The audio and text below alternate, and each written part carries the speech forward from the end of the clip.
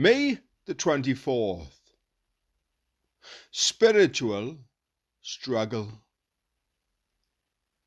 If by the Spirit you put to death the deeds of the body, you will live. Romans chapter 8, verse 13. This is a very liberating verse, for it shows us that when particular forms of sin trouble us, it is actually possible for us to put them to death through the Spirit's power.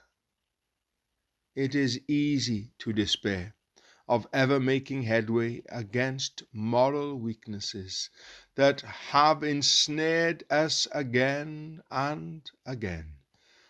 But by praying for the Spirit's help to watch against them, especially in times of temptation, and by letting the Spirit lead us to love Christ more, so that we love sin less, we may drain the life and energy out of these ugly habits.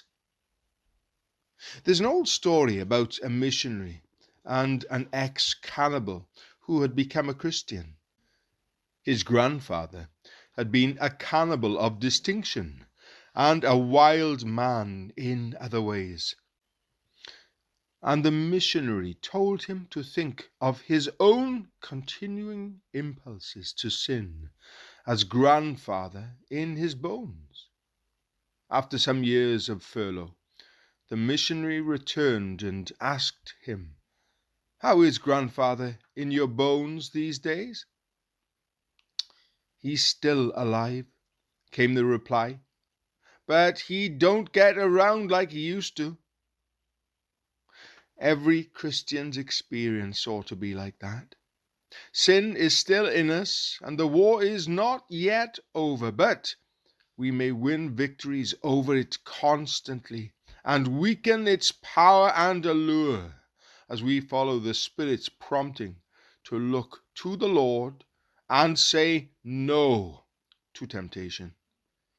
As when, trusting the Lord, we resist the devil and find that he flees, as James chapter 4 verse 7 says he will, so, still trusting the Lord, we resist each temptation. We find that it retreats and attacks less strongly as time goes by. Have you not found this already? It is your privilege to prove it, starting today.